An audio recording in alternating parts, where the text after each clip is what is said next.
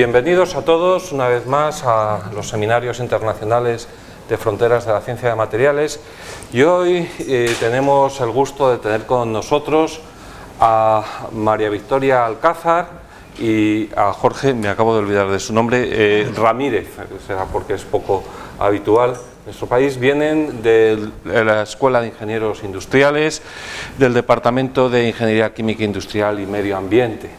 Es una presentación a la limón por parte de los dos, con lo cual contar un poco de sus vidas es complicado. De hecho, el formato que tenemos se me ha escapado. Victoria es profesora titular desde el 2009 de la Universidad Politécnica en este departamento que hemos mencionado anteriormente, y Jorge es profesor contratado de doctor. Ambos son doctores en Ingeniería Química por la Universidad Politécnica en el caso de Jorge, y Victoria por la Universidad de Salamanca.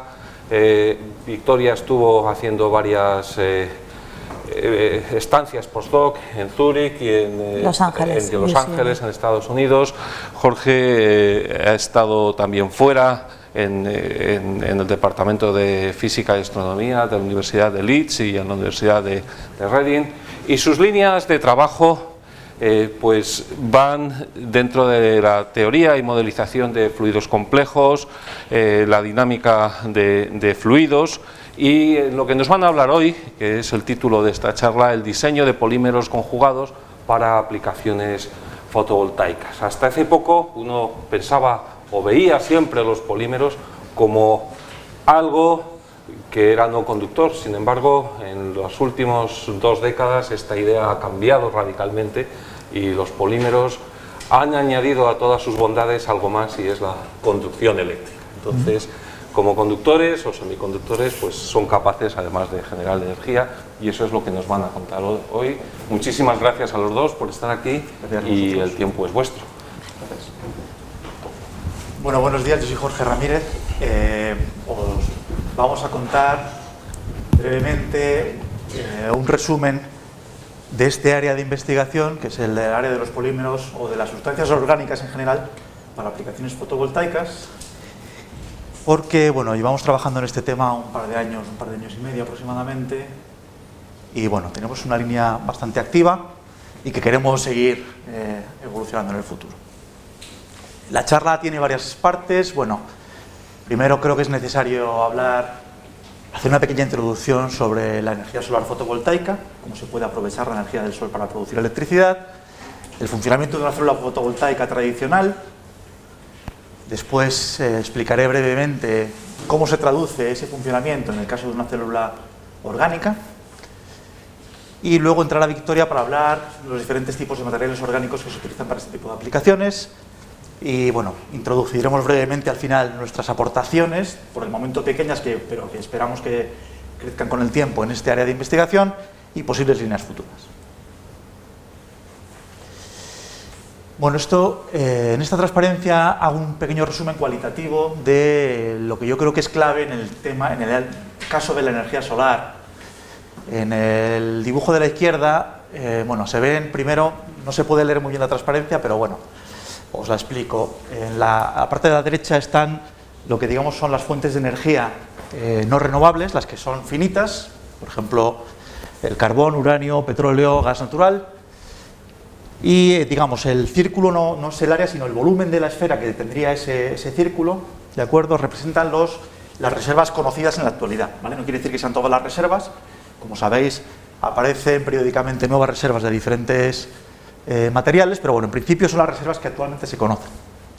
Y bueno, el volumen, como digo, representa la cantidad de reservas existentes. En el lado de la izquierda aparecen las energías renovables.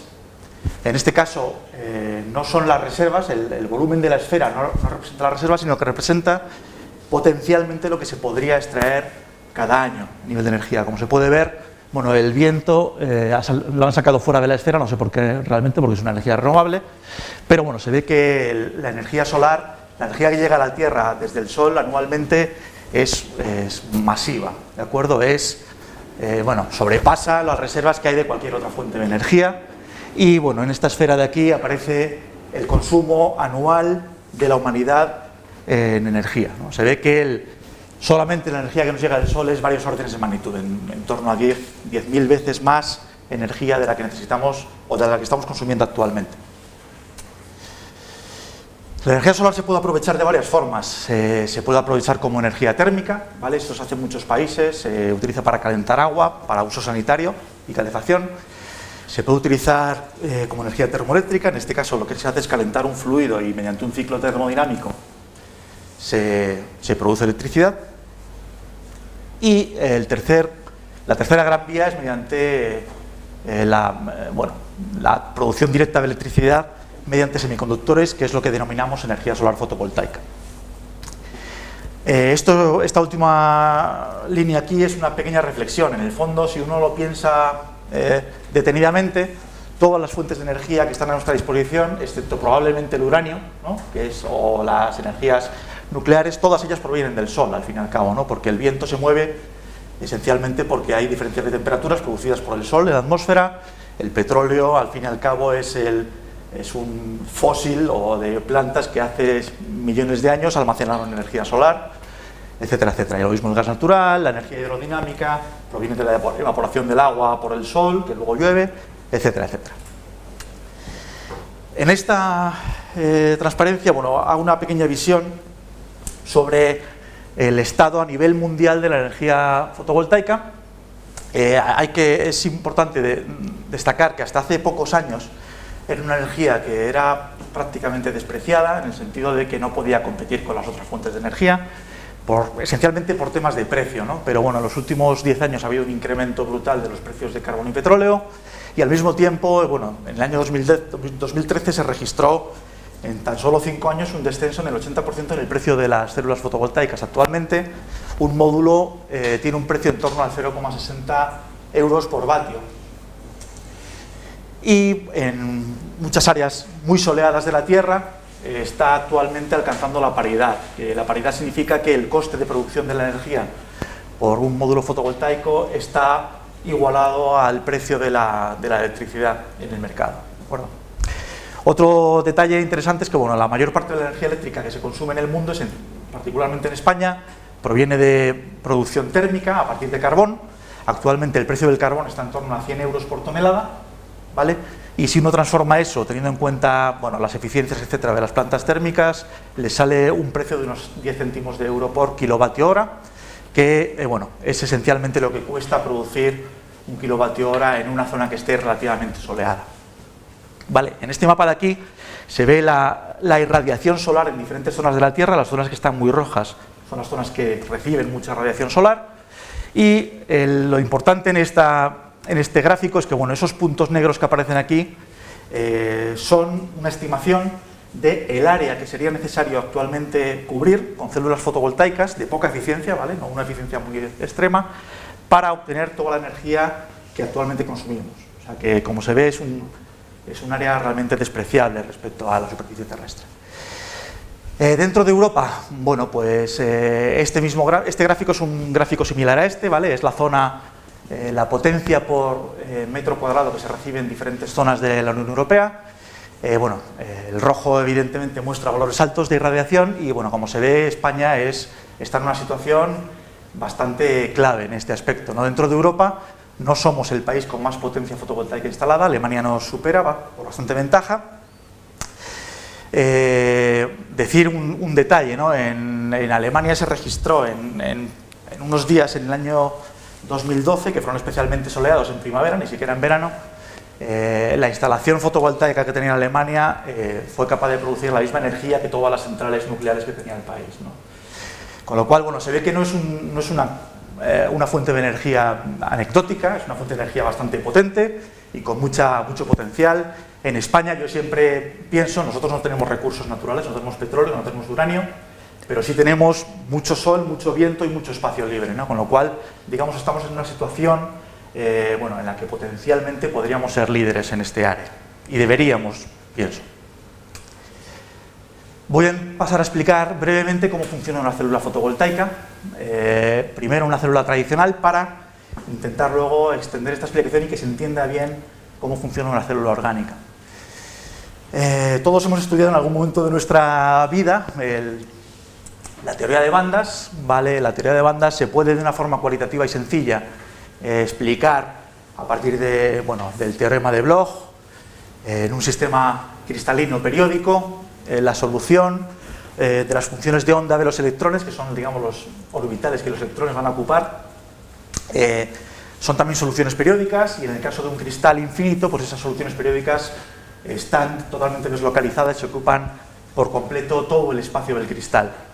¿De acuerdo?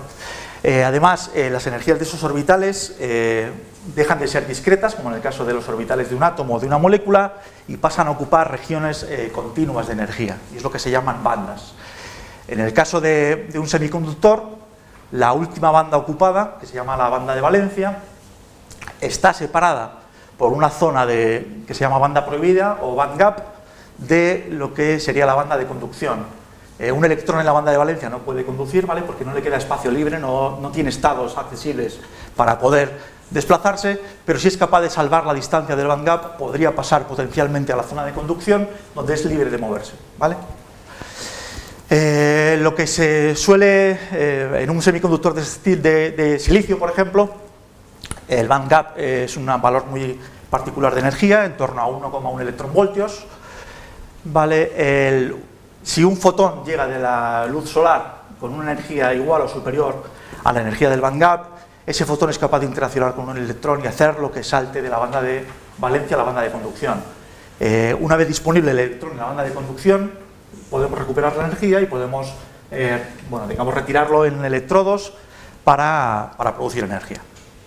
¿Vale? Se requieren 3 pasos para que esto sea posible. Bueno, que se absorba el fotón. Como he dicho, es necesario que el fotón tenga una energía igual o superior al band gap, que se separen este electrón y el hueco que deja el electrón en la banda de valencia están ligeramente unidos por fuerzas de Coulomb, es necesario separarlos, ¿vale? Y luego es importante también ser capaz de extraer esos portadores de carga, el electrón y el hueco, para poder recuperar la energía eléctrica.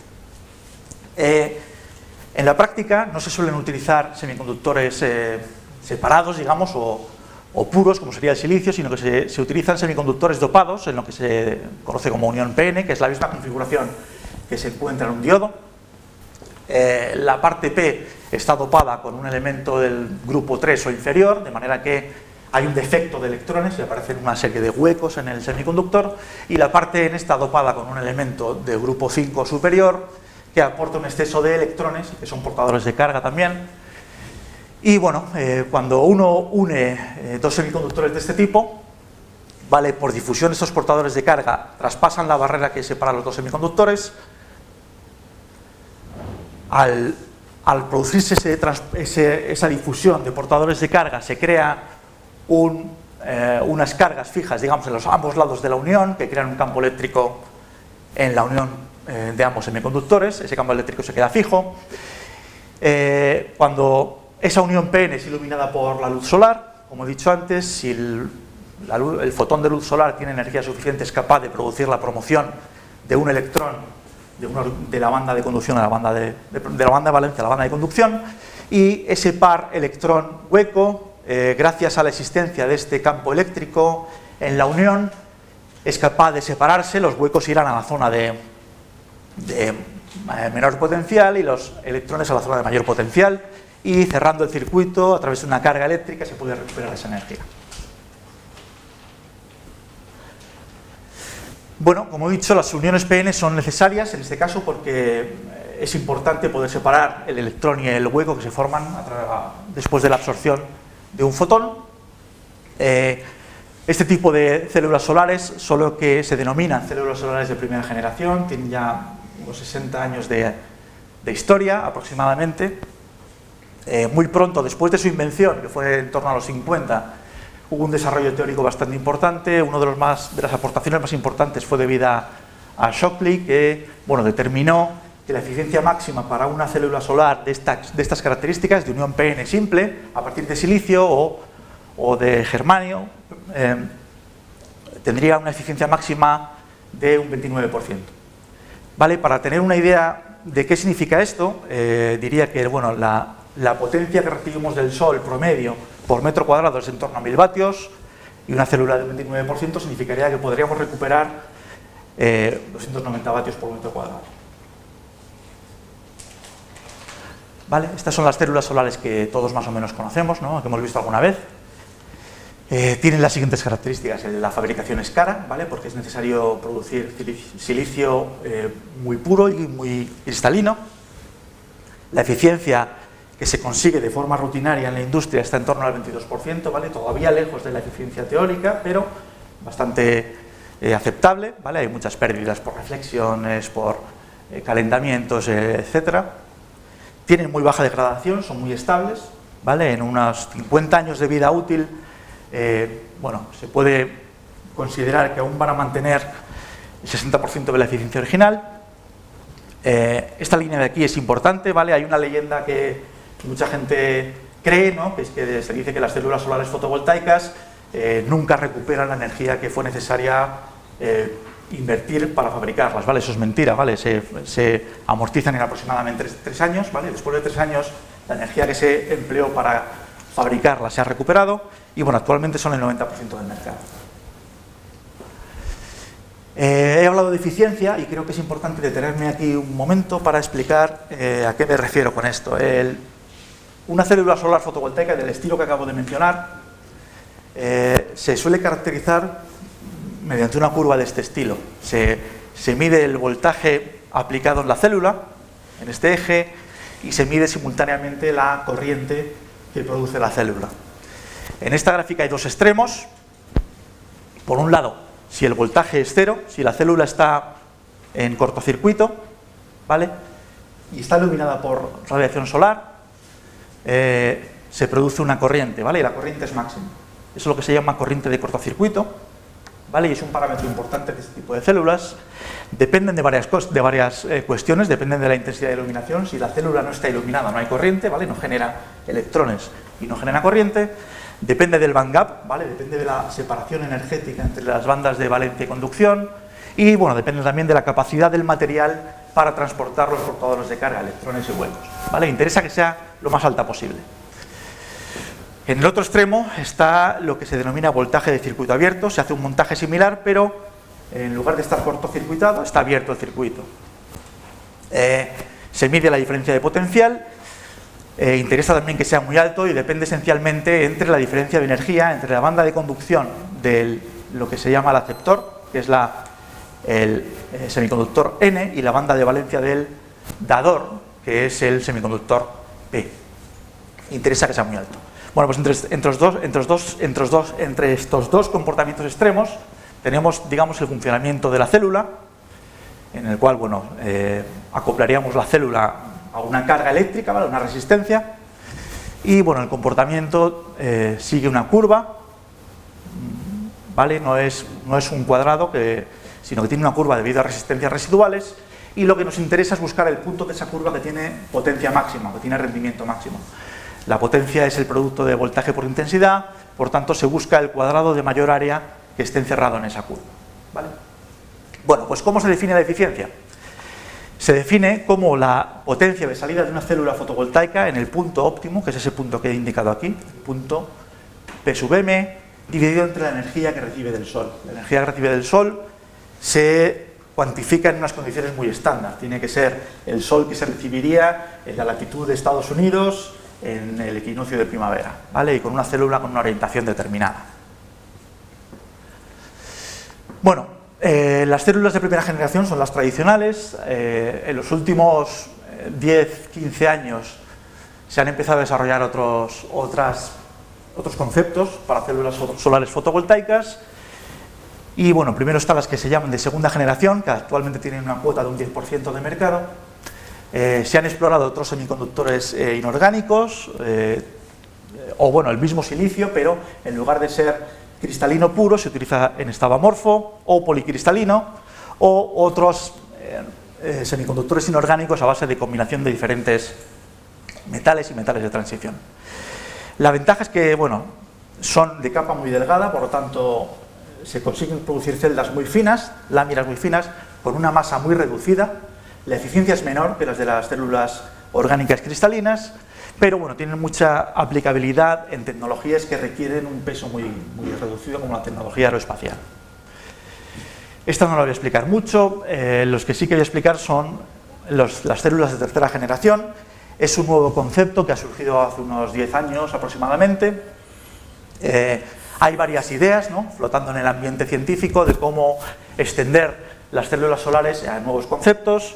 Se pueden utilizar células multinión, o se utilizan también los puntos cuánticos, o bueno, otras células inorgánicas sensibilizadas con pigmentos orgánicos, o las que nosotros vamos a mirar, que son las células, las que voy a explicar, que son las células orgánicas. Una célula fotovoltaica orgánica, conceptualmente, promete una serie de ventajas muy importantes. Primero, al ser un material orgánico, se puede procesar a baja temperatura o en disolución, lo cual los costes de fabricación bajan enormemente. Se pueden montar sobre un sustrato elástico, ¿vale?, lo cual aumenta muchísimo la aplicabilidad, ¿de acuerdo? Ya no son esos paneles solares rígidos, frágiles, bastante inestéticos, y bueno, se espera que estas características den lugar a una mayor implantación a largo plazo, ¿vale? En la foto de la derecha, bueno, es una foto de una de las pocas aplicaciones que hasta el momento se han hecho de células solares orgánicas. Es el tejado de un embarcamiento, se ve, bueno, la forma flexible o la flexibilidad de las células permite adoptar formas curvas, etcétera, que con una célula tradicional es mucho más difícil. Por otro lado, debo decir que la empresa que ha montado estas células es una empresa que fue pionera en su momento, empezó hace unos 10 años y actualmente está en bancarrota, ¿vale? Lo cual quiere decir que, bueno, es una tecnología que todavía no está dispuesta para entrar en el mercado. Ellos se adelantaron a su tiempo y, bueno, pues han pagado el precio. Los inconvenientes de estas células: no todo es positivo, evidentemente. El inconveniente mayor es que tiene una eficiencia baja, bastante baja, ¿no? En lugar del 20-30% que tienen las de silicio cristalino, la eficiencia máxima que se consigue actualmente está en torno al 10%. Son poco estables, es decir, durante la vida útil se degradan bastante, y también actualmente son caras, ¿vale? A pesar de que se prometen una reducción de costes importante, actualmente la química empleada para producirlas es cara. Aún así, bueno, es un área actualmente con muchísima actividad, ¿vale?, en el cual se esperan, bueno, muchísimas inversiones tanto por parte de gobiernos como por parte de la industria en los próximos años, ¿no? Bueno, como para ilustrar lo activa que es el área, he puesto la típica gráfica que mucha gente suele poner, ¿no?, cuando habla de un tema. Son las capturas de las publicaciones a lo largo de los últimos 10 o 15 años y las citas de publicaciones en el tema de fotovoltaica orgánica, ¿vale? Vemos que el crecimiento es exponencial, o sea que hay un interés muy grande, ¿no? ¿Qué particularidades tiene una célula solar orgánica con respecto a la inorgánica? Bueno, fundamentalmente los materiales son poco cristalinos o directamente amorfos. Al no tener esa periodicidad de red, no podemos hablar ya de bandas de energía. En lugar de bandas de energía, tenemos que considerar orbitales moleculares, es decir, los electrones ya no son libres de moverse por todo el material, sino que están localizados en torno a las moléculas que forman el material. En lugar de hablar de banda de valencia y banda de conducción, tenemos que considerar otro concepto que son los orbitales moleculares frontera. Son dos, esencialmente, el denominado HOMO, que son las siglas en inglés del orbital molecular de mayor energía que está ocupado, y el LUMO, que son las siglas del orbital molecular de menor energía que está sin ocupar, ¿vale? El funcionamiento es muy parecido. Digamos, el LOMO sería el último orbital ocupado, el LUMO el primero sin ocupar, y si un fotón de la energía adecuada, es decir, con una energía igual o superior al band gap o a la diferencia entre estos dos orbitales, si un fotón de esas características llega al material, sería capaz de hacer que un electrón saltara de un orbital al siguiente. Como he dicho, estos orbitales están localizados, las moléculas ya no es un orbital que pervade todo el material, por lo tanto el electrón, aunque está deslocalizado en la molécula, está muy localizado dentro del material. Eso cambia por completo el punto de vista. Otra característica importante es que cuando se produce esta absorción de un fotón y se produce lo que denominamos excitón, que es el par de electrón y hueco, ese electrón y hueco recién generados están muy unidos por fuerzas de Coulomb. Se comportan a toda práctica como si fuera una partícula sin carga y se desplaza por difusión. Es decir, no puedo separar electrón y hueco mediante un campo eléctrico. Y tienen una particularidad: electrón y hueco, ese excitón, como se mueve por difusión, tiene una vida media breve, ¿vale? Y la distancia que es capaz de difundirse antes de recombinarse, es decir, hueco y electrón se vuelven a unir y emiten un fotón, es en torno a 10 nanómetros, ¿vale? Es una distancia muy corta. Va a ser una característica a tener en cuenta.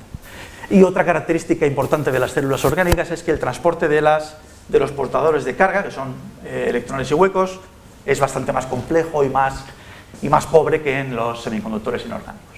El funcionamiento es parecido, ¿vale?, a lo que he explicado antes, al diagrama de antes. Tenemos, en lugar de tener bandas, tenemos orbitales, pero es similar. Llega un fotón, un electrón asciende desde el HOMO al LUMO, ¿vale? En este caso es importante que el band gap o la energía que separa los orbitales sea lo más baja posible para que la mayor cantidad de fotones sean capaces de producir esa excitación.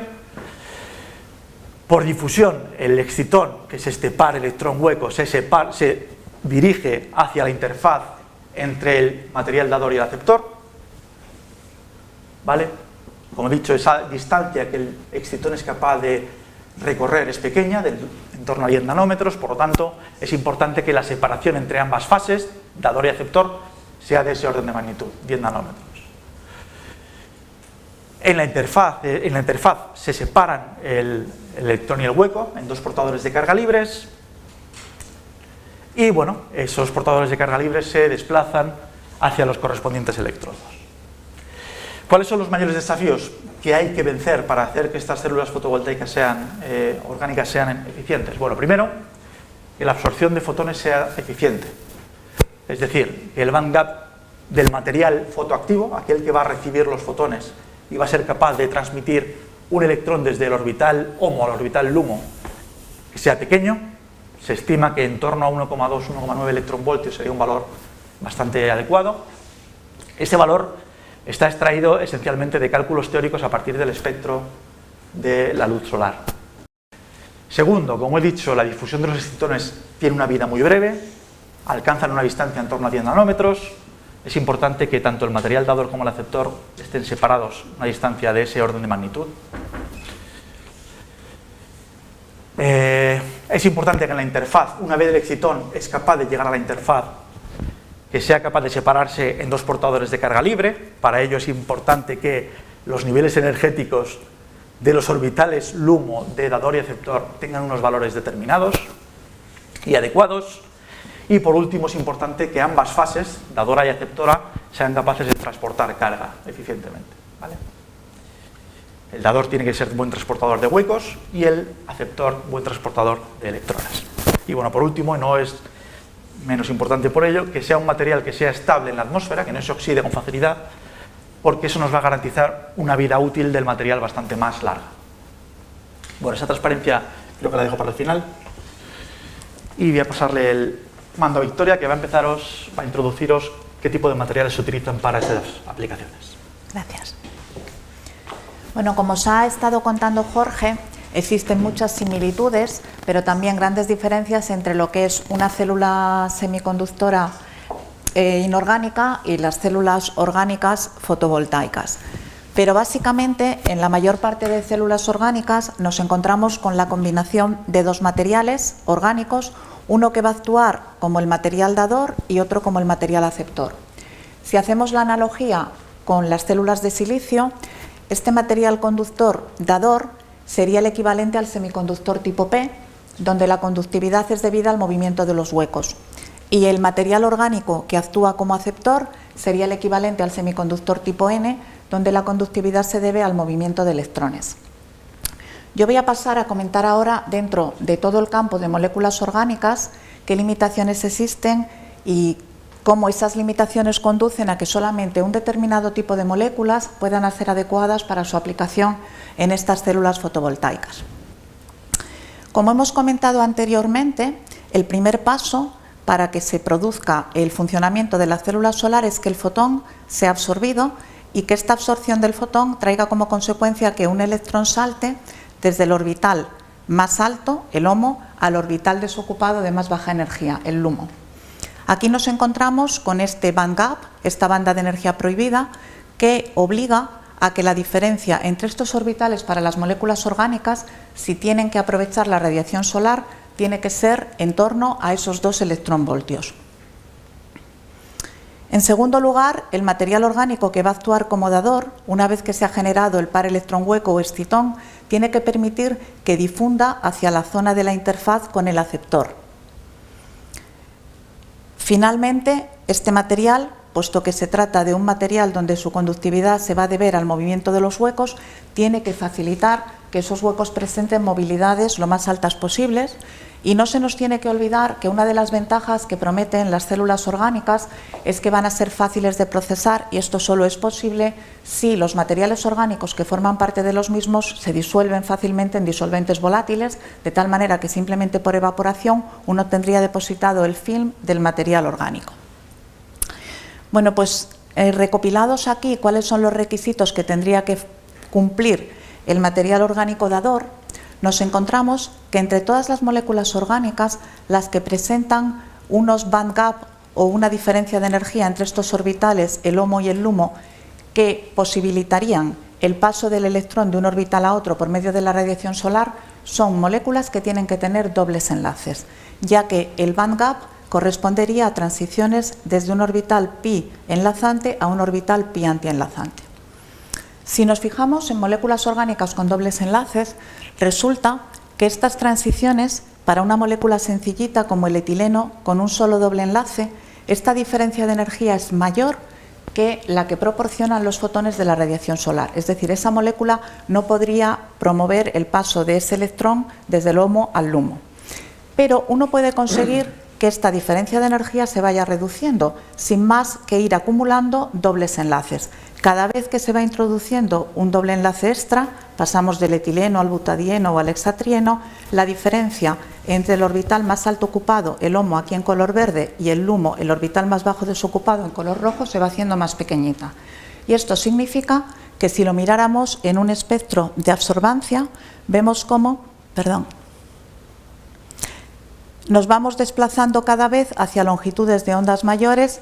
Aquí el N va aumentando desde 3 para la gráfica en verde, a 4 la gráfica en violeta, a 5 la gráfica azul. Es decir, conseguimos ir trasladándonos del ultravioleta al visible. Y aquí se representaría para un dímero formado por 2 unidades de tiofeno, una diferencia de energía de este tamaño, mientras que cuando el número de unidades es 6, la diferencia entre estos orbitales se ha reducido significativamente. En la parte de abajo de la diapositiva hay 2 estructuras donde hemos agrupado ya muchas unidades de tiofeno, serían polímeros. Aquí tenemos una diferencia de energía todavía menor, pero llama la atención que en el caso de esta estructura, que es polimérica, o sea, muchas unidades de tiofeno, la disminución de energía no es tan acusada. Y ello se debe a que, si se puede observar aquí, uno de los anillos de tiofeno está girado y entonces no posibilita la conjugación, que sean planas esas moléculas orgánicas, y entonces no es efectiva la reducción de energía. Parece, por lo tanto, que le tenemos que pedir al compuesto orgánico que va a actuar como dador que presente dobles enlaces conjugados. Y además, la presencia de estos dobles enlaces conjugados no solamente va a posibilitar que nos encontremos con el band gap de energía adecuado, sino que, como se demostró en el año 2000, estos compuestos que presentan dobles enlaces conjugados son conductores. Y esto nos interesa, puesto que tanto en el caso del compuesto orgánico que va a actuar como dador como el compuesto orgánico que va a actuar como aceptor, tenemos que facilitar la conducción tanto de los huecos como de los electrones. Además, interesa que el material presente átomos que estabilicen esos huecos, y esto se consigue con átomos que cedan de alguna manera carga, como puede ser el nitrógeno, el oxígeno o el azufre, que son átomos que tienen pares de electrones sin compartir. Todo esto nos lleva a que uno podría pensar en que compuestos orgánicos adecuados para las células solares pueden ser de uno de estos 2 tipos, o bien moléculas orgánicas pequeñas o bien polímeros. Pero en los 2 casos nos encontramos con que existen factores comunes, lo que hemos comentado ya antes de dobles enlaces conjugados, y por otra parte la presencia de estos heteroátomos como el nitrógeno, el oxígeno y el azufre. En muchos casos, además, la presencia del heteroátomo posibilita que se introduzcan cadenas, aquí marcada con R, o aquí esta cadena alquílica, que facilitan la solubilidad de esos materiales que, al ser planos, en muchos de los casos presentan solubilidades que no son muy elevadas en los disolventes orgánicos adecuados. Pasamos ahora a comentar qué requisitos tendría que tener la otra parte orgánica de la célula solar, es decir, el polímero o el material orgánico que va a actuar como aceptor. Nuevamente tiene que existir una diferencia de energía, un bandgap adecuado a la radiación solar. Pero además, el hecho de que se tenga que producir una interacción entre el material que actúa como dador y el material que actúa como aceptor obliga a que los orbitales del material aceptor presenten una relación de energía adecuada con los orbitales del material que hemos elegido como dador. En concreto, se busca que la diferencia entre los lumos sea del orden de 0,3 electronvoltios, por lo que comentaré más adelante. Nuevamente, se tiene que tratar de un material que sea conductor, con lo cual vuelve a estar vigente lo que hemos comentado anteriormente de que se trataría de materiales orgánicos con dobles enlaces conjugados. En este caso, queremos estabilizar electrones no huecos y tienen que ser materiales que presenten una solubilidad buena. Nuevamente, ¿qué moléculas orgánicas cumplen estos requisitos? Pues existen dos tipos de moléculas orgánicas. Aquí he agrupado tanto polímeros como moléculas orgánicas pequeñas. En el caso de estos polímeros o de estas moléculas orgánicas pequeñas, se puede observar que existen los dobles enlaces conjugados, pero además grupos que estabilizan cargas negativas, grupos atractores de electrones, como pueda ser un grupo ciano, un grupo imida, un tiadiazol, grupos nitro. Pero existe otro tipo de materiales que se han utilizado masivamente como materiales aceptores en las células orgánicas. Y estos materiales son los fulerenos, cuyo representante más conocido es el carbono 60, cuya estructura se muestra aquí en la diapositiva. ¿Qué son los fulerenos? Los fulerenos es una de las formas alotrópicas en las que se encuentra el carbono en la naturaleza. Prácticamente hasta los años 90 se conocía que el carbono se podía presentar en esas dos estructuras que se indica aquí, el diamante con su estructura cúbica o el grafito con esta estructura hexagonal en láminas. Sin embargo, ese año se consiguió aislar y detectar compuestos con estas estructuras esféricas, los fulerenos. El descubrimiento de estos materiales valió el Premio Nobel de Química en el año 1996. ¿Y qué son los fulerenos? Pues los fulerenos son compuestos huecos que están formados exclusivamente por átomos de carbono.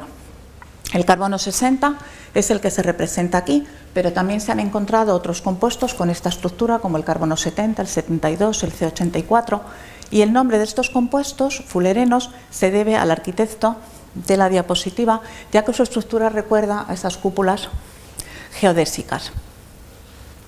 ¿Y por qué una vez que estos materiales entran en el campo de la química orgánica se convierten prácticamente en aceptores universales?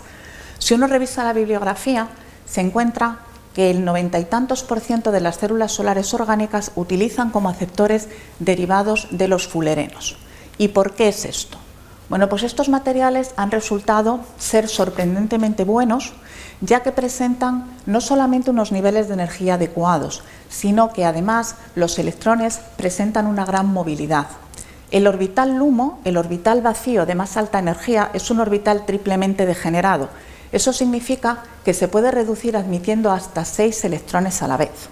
Por otra parte, son moléculas de tipo esférico. Y eso también hace posible que el transporte de cargas tenga lugar en las 3 direcciones del espacio. Otro de los factores que ha hecho que los fulerenos sean tan populares en el campo de la solar orgánica es que los procesos de transferencia de electrón son muy rápidos.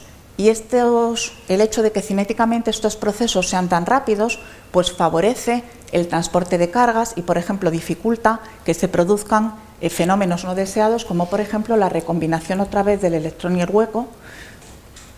Y finalmente, el hecho de que estos materiales tengan una estructura esférica, semicristalina, permite que se puedan colocar en los huecos que dejarían las cadenas del polímero que se puede utilizar como material dador. Esto hace que la interfaz entre el dador y el aceptor sea mucho más eficaz que en el caso de otros materiales. Y todas estas mejoras, como he comentado, han hecho que prácticamente este material se haya entendido que es el aceptor universal. Una de las desventajas que presentan, en cambio, estos derivados de fullerenos es la solubilidad. El carbono 60 se disuelve muy mal, el 70 se disuelve algo mejor, pero es necesario funcionalizarlos, y la funcionalización de estos compuestos no es trivial. Es un proceso que cuesta y ello se traduce en que el precio de estos materiales, como comentaré más adelante, son materiales caros.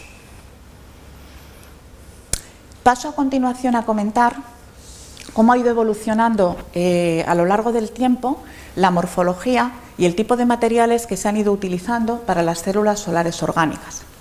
En el año 1978 aparecen las primeras células solares, las primeras con una eficacia o una eficiencia del 0,1% y las últimas con unas eficacias ya del 0,7%.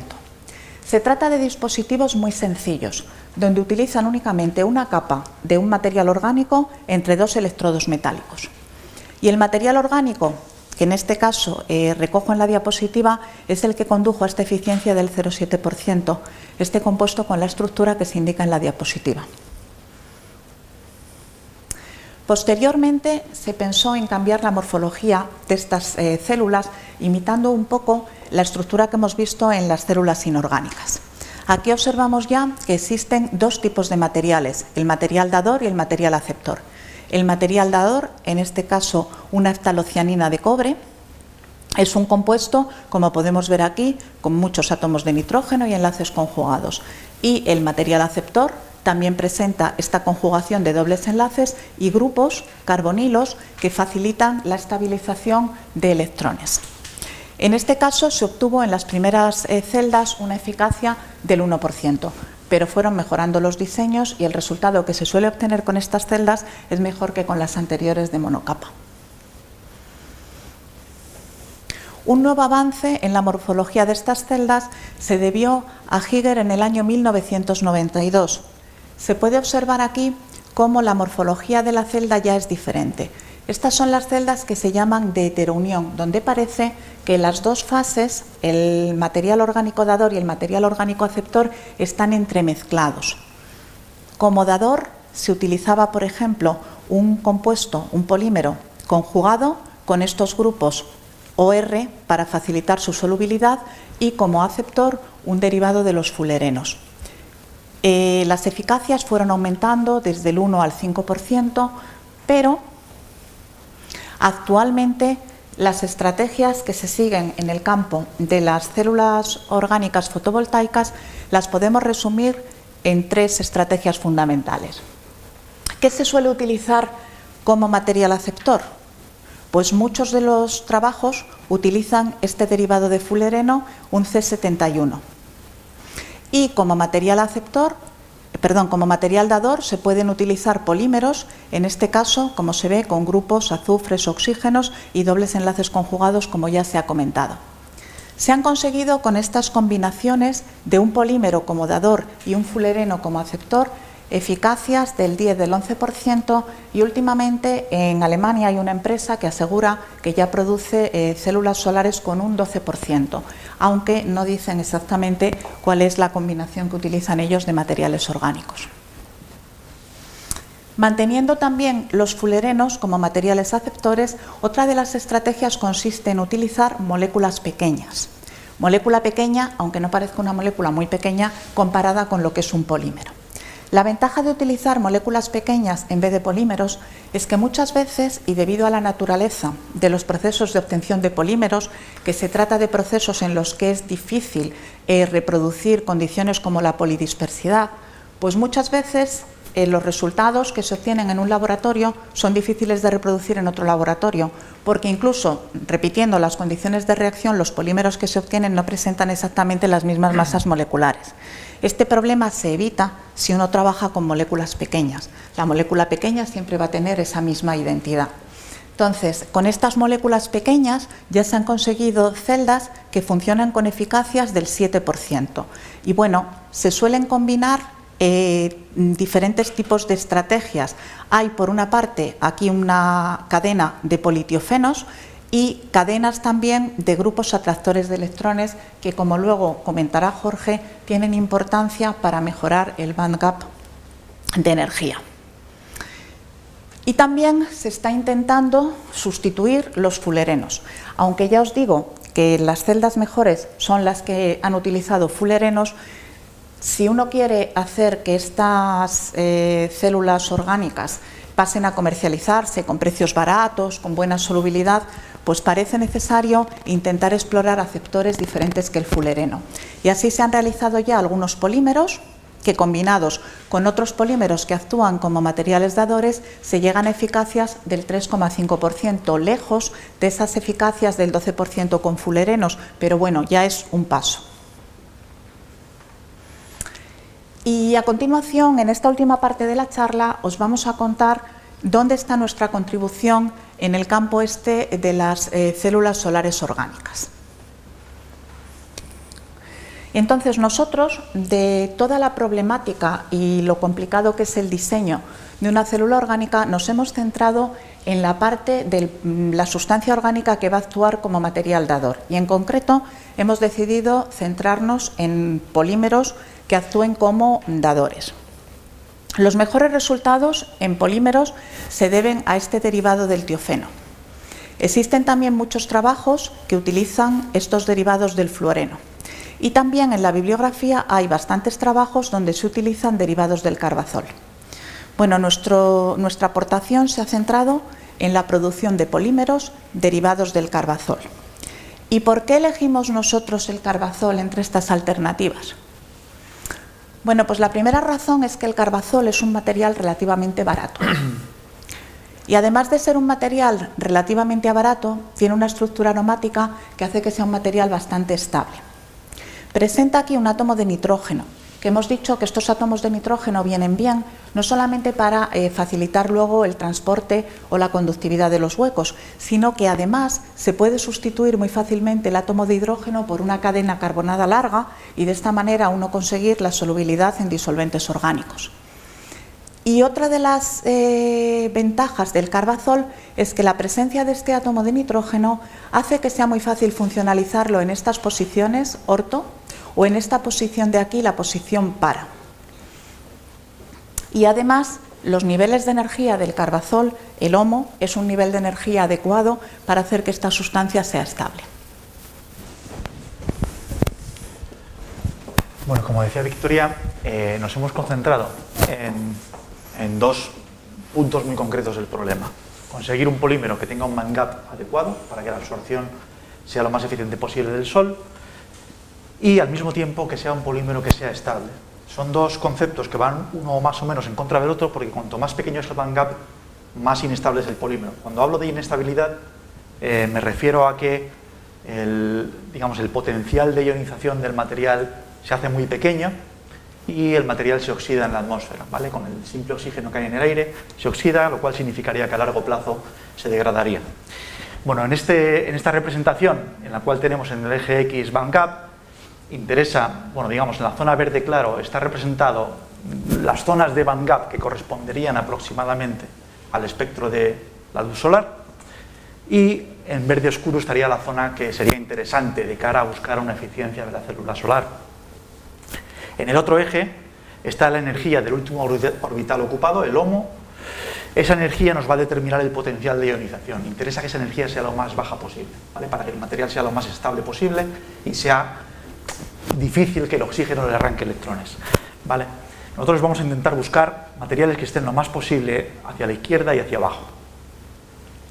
Una estrategia para conseguir reducir el band gap, como ha comentado hace nada Victoria, es con polímeros, es dentro de la unidad repetitiva del polímero, combinar dos subunidades, una de ellas con un potencial de ionización bajo, en este caso el carbazol o derivados del carbazol, y otra subunidad con una afinidad electrónica muy alta, de manera que haya una gran tendencia de que la unidad carbazol le ceda un electrón a la unidad de afinidad electrónica alta, y por ello se consigue reducir bastante el band gap.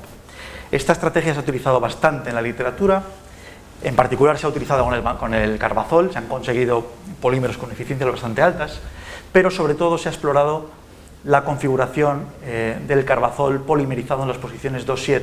Como ha comentado antes Victoria, de forma natural la presencia de este nitrógeno garantiza que es fácil polimerizar en estas dos posiciones, la 1,8 o en estas de aquí, la 3,6. Para polimerizar en las posiciones 2,7 hay que hacer una química mucho más cara y mucho más compleja, y por eso nosotros queríamos evitar hacer ese tipo de polímeros. Nos hemos decantado por polímeros en las posiciones 3,6.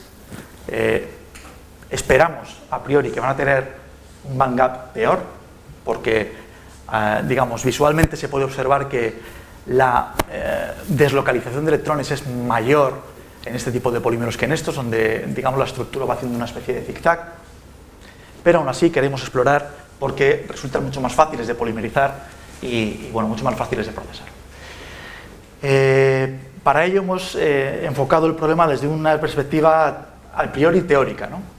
Una perspectiva racional, que es, vamos a intentar simular, en teoría, cuáles serían los niveles de energía de una familia de moléculas con esas características, y a partir de la colección de moléculas que mejores resultados nos den, ir al laboratorio para sintetizarlas. Para ello, bueno, hemos utilizado métodos de química cuántica, que, bueno, como sabéis, consisten en resolver la ecuación de Schrödinger.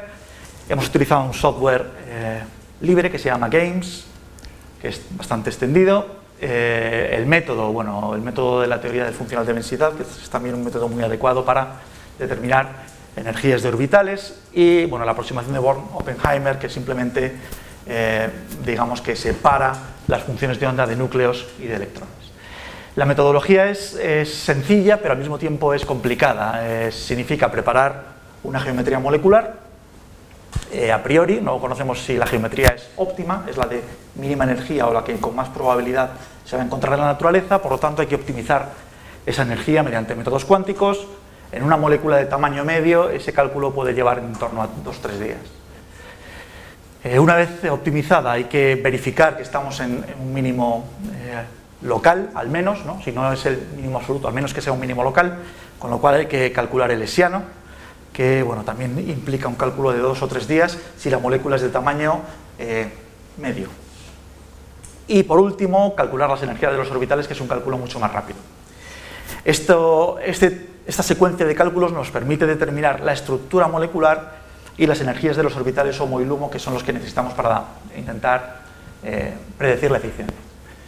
Esos cálculos los hemos repetido en un montón de compuestos, pero hemos sistematizado el estudio a dos familias parecidas de polímeros basados en el carbazol. La primera es policarbazol polimerizando las posiciones 3 y 6, donde X es un grupo de afinidad electrónica alta, ¿vale? Y X hemos utilizado esta secuencia de diferentes grupos de afinidad electrónica alta, que son grupos que son utilizados con frecuencia en aplicaciones fotovoltaicas.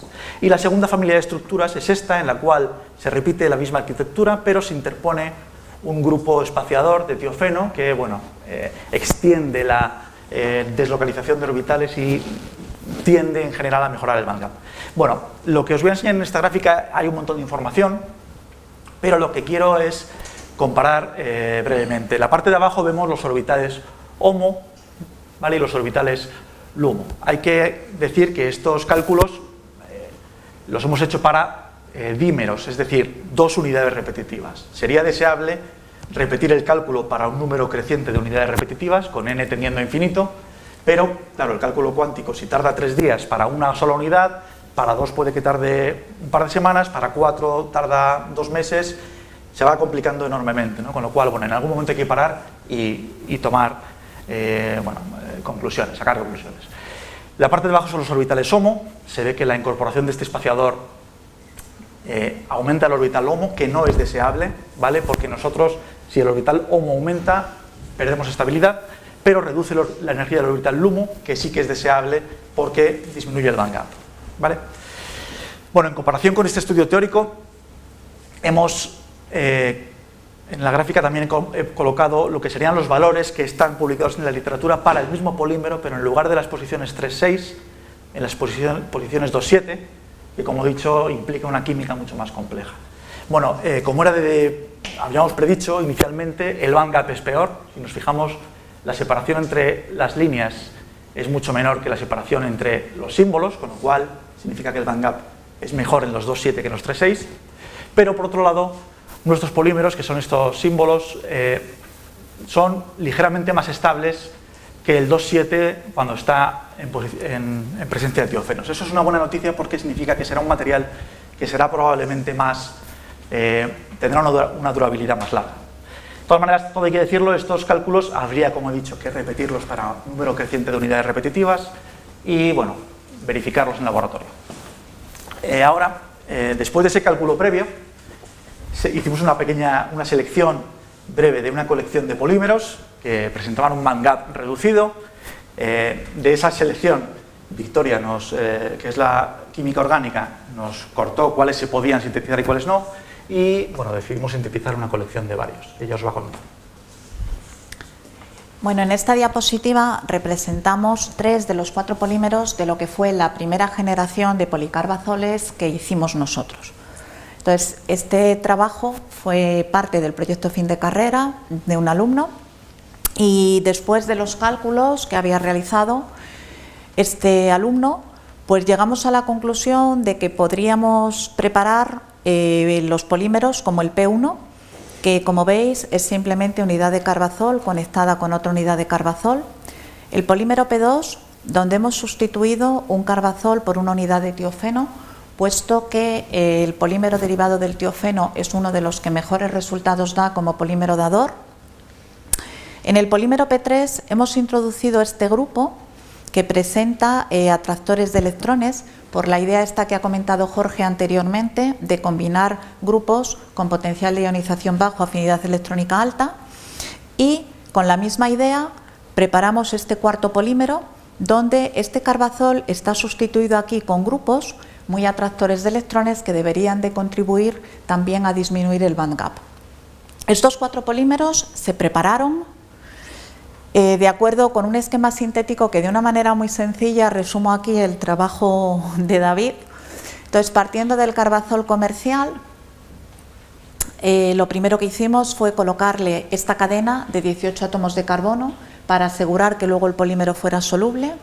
Se bromó en las posiciones 3 y 6, se preparó este derivado de boro y a partir de este derivado ya pudimos sintetizar 3 de los 4 polímeros. En los 3 casos se puede observar que aquí hay una unión directa entre un anillo aromático de carbazol o carbazol-tiofeno, carbazol-carbazol. Estos acoplamientos, estas uniones entre anillos aromáticos no es un proceso que se realice fácilmente y para que se lleve a cabo esa unión es necesario utilizar un catalizador de paladio, que es un catalizador caro, el catalizador de Suzuki, y que le valió a su descubridor también el Premio Nobel de Química. A estos polímeros se llega en rendimientos no muy altos después de un proceso bastante complicado y, como digo, utilizando catalizadores que son caros.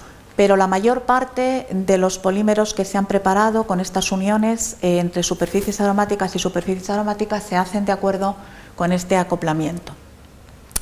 El polímero P3, que aparece aquí en color verde, es un polímero que se sintetiza mucho más fácilmente a partir del carbazol comercial en solo 2 etapas y además utilizando una química mucho más fácil. Una vez que preparamos todos estos compuestos, lo que se llevó a cabo a continuación fue medidas de voltametría cíclica y espectroscopía de ultravioleta visible para ver si los cálculos teóricos de las energías de los orbitales correspondían con la realización experimental de esas medidas. Y encontramos que existía buena concordancia y que de los 4 polímeros los mejores eran el polímero P2 y el polímero P3, por lo cual en una segunda generación de policarbazoles decidimos mejorar los derivados del tiofeno introduciendo grupos aquí atractores de electrones por el efecto ese de combinar una unidad dadora y una unidad aceptora, y entonces abordamos la preparación de P5 y P6 y por otra parte con otra estrategia diferente, P7, donde los átomos de azufre, como tienen orbitales D, solapan también con las superficies aromáticas y en principio los cálculos parecen indicar que este polímero también debería de ser bueno. Y finalmente preparamos P8 y P9, compuestos fáciles de sintetizar y que también presentan conjugación de estos grupos carbonilo o tiocarbonilo con la superficie aromática. En el momento actual, varios de estos polímeros los hemos mandado al ICIC, al Instituto Catalán de Investigación Química, donde disponen de metodología adecuada y están realizando, digamos, la preparación del dispositivo para ver si efectivamente alguno de los polímeros que hemos preparado puede resultar adecuado para su aplicación en una célula solar. Porque, aunque nosotros tengamos medidas de energía de orbitales, de voltametría cíclica, por todo lo que hemos comentado a lo largo de la charla, el proceso de fabricación de una célula orgánica es bastante complicado y no se limita solo a que los polímeros presenten bandas adecuados, sino que la morfología también es un factor de sencillita. Resumiríamos la síntesis, P5 y P6, otra vez síntesis con este catalizador de precio elevado, mientras que la síntesis de P8 y P9 es una síntesis fácil y barata, y la síntesis de P7 también. ¿Cuáles son las líneas, digamos, futuras que queremos nosotros abordar y que muchos de los grupos que están en este campo están encaminándose a ello? Pues en primer lugar, un asunto que parece obvio es intentar sustituir los fullerenos. ¿Y por qué? Porque si el 90 o 95% de las células solares orgánicas presentan estos derivados, obligan a que la energía de estos orbitales ya queda determinada, la de energía del LUMO y la energía del HOMO de los fullerenos. Si tenemos en cuenta que los cálculos dicen que el polímero ideal que actúe como dador debería de tener un LUMO solo 0,3 electronvoltios por encima del LUMO del PCBM, nos encontramos que en el caso de los materiales dadores que se están utilizando actualmente con mejores resultados, estamos bastante lejos de este valor que se calcula para el polímero dador ideal. Luego, una de las maneras de mejorar y de aumentar además la versatilidad de estas células solares orgánicas sería buscando otros materiales aceptores para no tener fijo estos dos niveles de energía.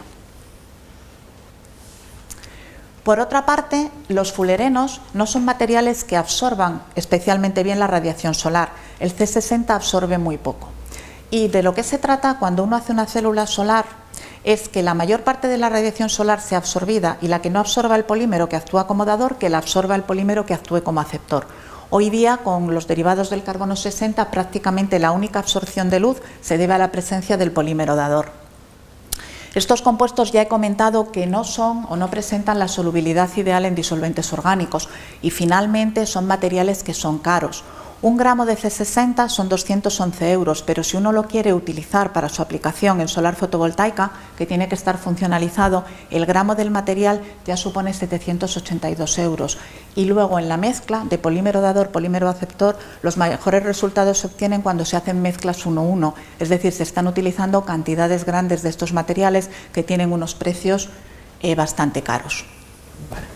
Ya para terminar, otra posible vía de mejora, como se ha comentado durante la presentación, es importante de cara tanto a que la difusión del par electrón hueco llegue hasta la interfaz como de cara a que el transporte sea eficiente, es importante que ambas fases, la de formada por el dador y el aceptor, imaginemos por ejemplo la roja sería el dador y el azul el aceptor, estén separadas por una distancia típica de 10 nanómetros y además sean bicontinuas. Bicontinuas quiere decir que ambas sean continuas para que puedan transportar la carga al electrodo correspondiente. Bueno, yo vengo de teoría de polímeros.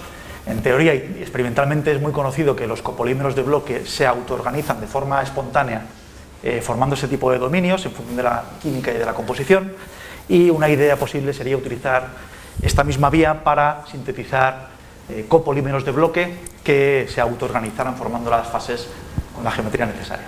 ¿Vale? La teoría no existe, está desarrollada para moléculas flexibles, pero no para moléculas rígidas, que son las que se utilizan en estas aplicaciones.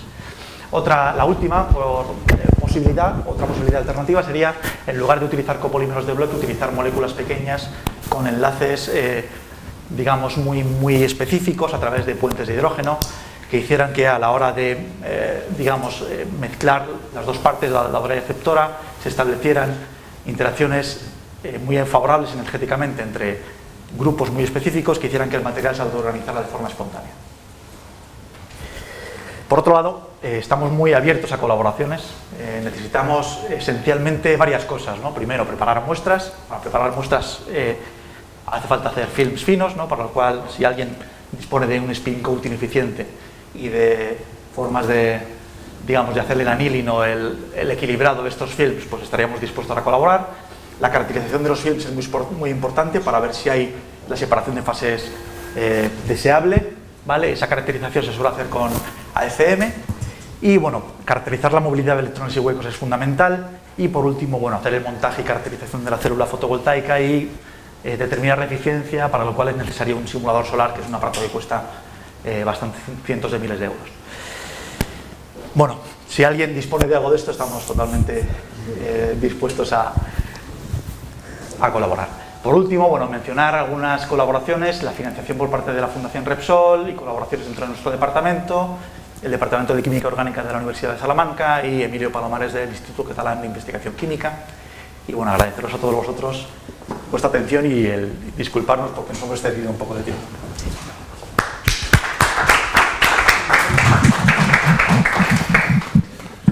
Muchísimas gracias a los dos por esta interesante charla y además nos habéis recordado muchas cosas que algunos tenemos un poco olvidadas. Tenemos tiempo para algunas preguntas si alguien se anima. Yo tengo varias curiosidades, pero quizás la más inmediata es decir, que habéis puesto un ejemplo de una empresa que se ha adelantado a su tiempo. En este momento, ¿qué empuje industrial, sobre todo visto que tenéis relación con Repsol, hay detrás y qué compromiso, por decirlo? Compromiso, por el momento, poco.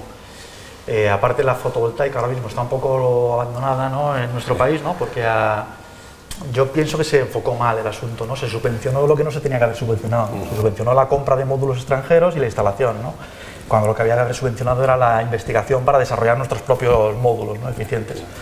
Entonces, hoy en día está un poco de capa caída. Creo que ahora mismo hay compañías grandes, pues eso, por ejemplo, Repsol y Iberdrola, que están poniendo bastante interés, ¿no?, porque ven que empieza a ser un competidor bastante peligroso para sus intereses, ¿no? Y bueno, creo que en un futuro va a ser inevitable. Hay algunas estimaciones que se dice que de la Agencia Internacional de Energía que para el año 2100 se espera que el 70% de la energía total en la Tierra se genere por vía solar, ¿no? Con lo cual, bueno, yo creo que esto es imparable. Yo pienso que hay una crisis energética, que las fuentes están acabando, ¿no?, se acabarán eventualmente y hay que tirar por alguna vía, ¿no? Y la vía más clara para mí es la energía solar. Y aunque actualmente esté un poco parado, yo creo que va a arrancar. Por ejemplo, en Bruselas, me parece que es el grupo de Palomares del ICIC, habían preparado un polímero y van a recubrir la superficie de un edificio para que, digamos, que se vaya a alimentar con solar orgánico. Por el momento no es rentable, ¿no? A nivel de demostración queda muy bonito, no es rentable económicamente, pero bueno, en un futuro se espera que sí. Sobre todo los arquitectos les haríais felices pudiendo poner cualquier tipo de superficie en un edificio que además produzca energía. Así que a mí me parece interesantísimo.